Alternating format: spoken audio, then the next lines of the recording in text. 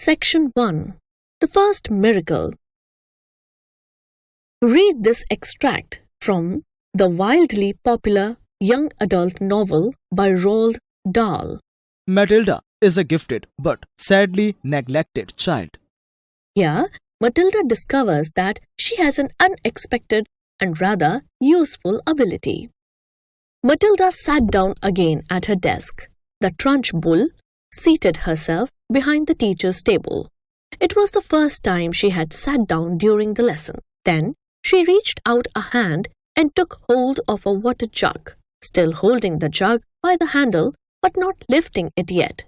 She said, "I have never been able to understand why small children are so disgusting. They are the bane of my life. They are like insects. They should be got rid of as early as possible. We get rid of flies with fly spray and by hanging up fly paper. I have often thought of inventing a spray of getting rid of small children. How splendid it would be to walk into this classroom with a gigantic spray gun in my hands and start pumping it. Or better still, some huge strips of sticky paper. I would hang them all around the school and you would all get stuck to them and that would be the end of it. Wouldn't that be a good idea, Miss Honey?"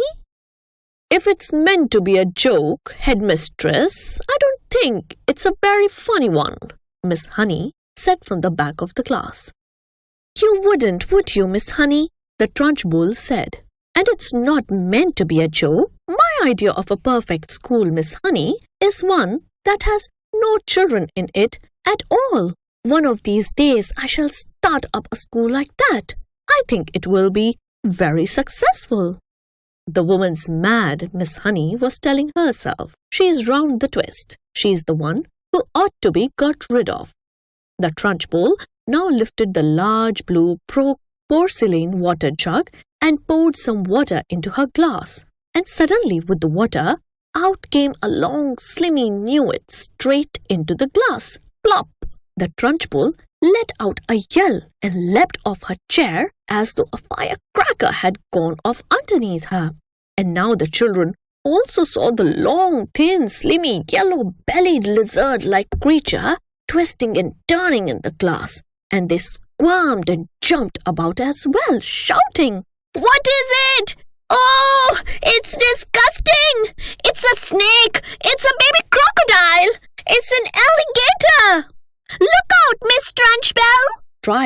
cried Lavender. "I'll bet it bites!"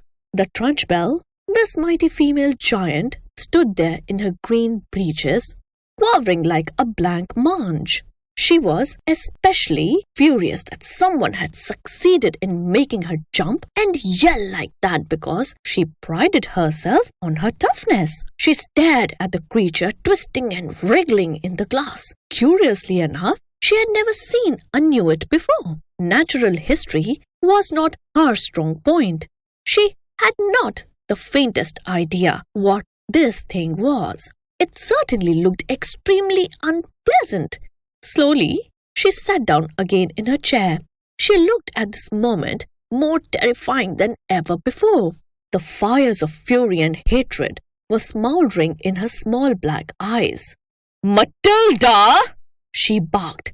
"Stand up!" "Who? Me?" Matilda said. "What have I done?" "Stand up, you disgusting little cockroach!" "I haven't done anything, Miss Trunchbull. Honestly, I haven't. I have never seen that slimy thing before." "Stand up at once, you filthy little maggot!" Reluctantly, Matilda got to her feet. She was in the second row. Lavender was in the row behind her, feeling a bit guilty. She hadn't intended to get her friend into trouble. On the other hand, she was certainly not about to own up. "You are a vile, repulsive, repellent, malicious little brute!" the Trunchbull was shouting. "You are not fit to be in the school. You ought to be behind bars. That's where you ought to be. I shall have you drummed out of this establishment in utter disgrace. I shall have the prefects chase you down the corridor and out of the front door with hockey sticks. I shall have the staff escort to home under armed guard. And then I shall make absolutely sure you are sent to a reformatory for delinquent girls for the minimum of 40 years. The Trunchbull was in such a rage that her face had taken on a boiled color and little flecks of froth were gathering at the corners of her mouth. But she was not the only one who was losing her cool. Matilda was also beginning to see red. She didn't, in the last mind, being accused of having done something she had actually done. She could see the justice of that. It was, however, a totally new experience for her to be accused of a crime that she definitely had not committed. She had had absolutely nothing to do with that beastly creature in the glass. By golly, she thought, that rotten Trunchbull isn't going to pin this one on me. I did not do it! She screamed. Oh yes, you did! The Trunchbull roared back. Nobody else could have ever thought up a trick like that. Your father was right to warn me about you. The woman seemed to have lost control of herself completely. She was ranting like a maniac. You are finished in the school, young lady, she shouted. You are finished everywhere. I shall personally see to it that you are put away in a place where not even the crows can land their droppings on you. You will probably never see the light of day again. I'm telling you, I did not do it, Matilda screamed. I've never ever seen a creature like that in my life. You've put up a crocodile in my drinking water? The Trunchbull yelled back. There is no worse crime. There's no worse crime in the world against a headmistress. Now sit down and don't say a word. Go on, sit down at once. But I'm telling you, Matilda shouted, refusing to sit. I am telling you to shut up, the Trunchbull roared. If you don't shut up at once and sit down, I shall remove my belt and let you have it with the end that has the buckle. Slowly, Matilda sat down. Oh, the rottenness of it all, the unfairness. How dare they expel her for something she had done? Matilda felt herself getting angrier and angrier and angrier, so unbearably angry that something was bound to explode inside her very soon. The newt was still squirming in the tall glass of water. It looked horribly uncomfortable. The glass was not big enough for it. Matilda glared at Trunchbull. How she hated her. She glared at the glass with the newt in it. She longed to march up and grab the glass and tip the contents, newt and all, over the Trunchbull's head. She trembled to think what the Trunchbull would do to her if she did that. The Trunchbull was sitting behind the teacher's table, staring with a mixture of horror and fascination at the newt wriggling in the glass.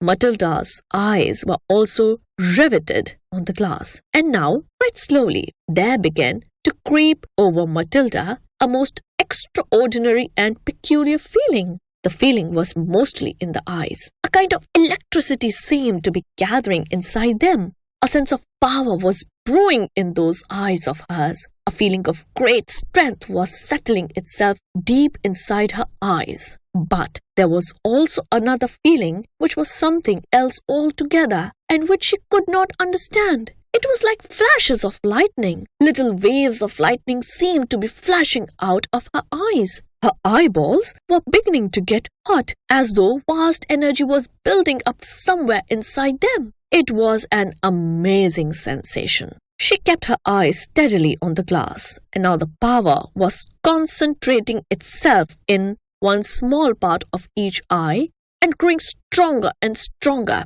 and it felt as though millions of tiny little invisible arms with hands on them were shooting out of her eyes towards the glass she was staring at.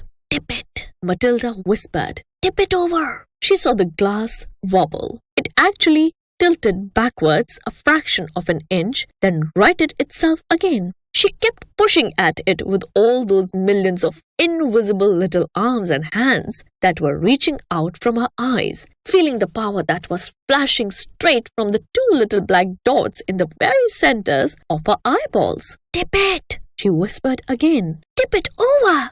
Once more, the glass wobbled. She pushed harder still, willing her eyes to shoot out more power. And then, very, very slowly, so slowly she could hardly see it happening, the glass began to lean backwards, farther and farther and farther backwards until it was balancing on just one edge, and there it teetered for a few seconds before finally toppling over and falling with a sharp tinkle onto the desk top. The water in it and the squirming newt splashed out all over Miss Trunchbull's enormous bosom.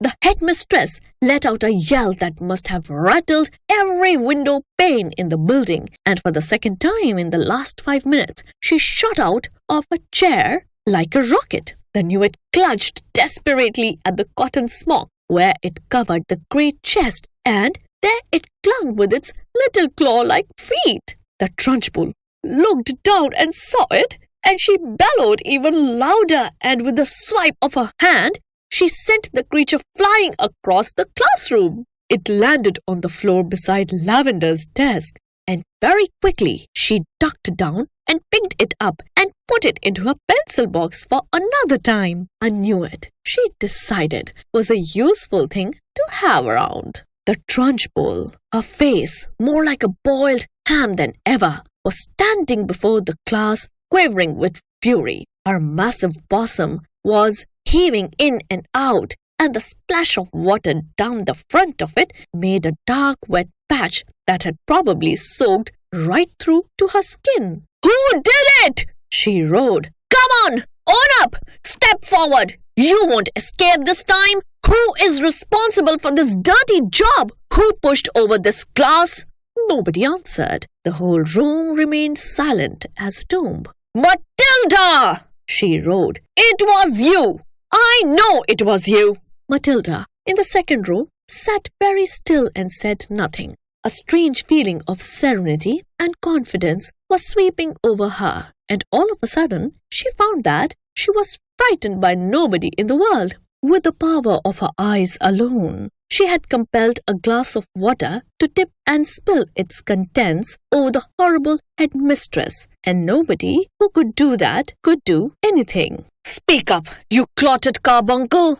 roared the Trunchbull. "Admit that you did it!" Matilda looked right back into the flashing eyes of this infuriated female giant and said with total calmness, "I have not moved away from my desk, Miss Trunchbull, since the lesson began. I can say no more." Suddenly, the entire class seemed to rise up against the headmistress. "She didn't move!" they cried out. "Matilda didn't move! Nobody moved! You must have knocked it over yourself!" "I most certainly did not knock it over myself," roared the Trunchbull. "How dare you suggest a thing like that? Speak up, Miss Honey. You must have seen everything. Who knocked over my glass?" "None of the children did, Miss Trunchbull," Miss Honey answered. "I can vouch for it that nobody has moved from his or her desk all the time you have been here, except for Nigel, and he has not moved from his corner." Miss Trunchbull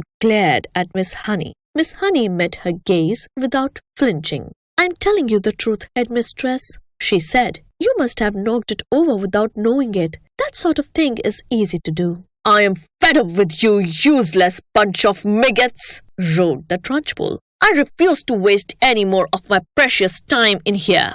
And with that, she marched out of the classroom, slamming the door behind her. An extract from Matilda by Roald Dahl. Roald Dahl, 1916 to 1990, wrote books for children, short stories and poetry. His most loved books are Charlie and the Chocolate Factory and Matilda.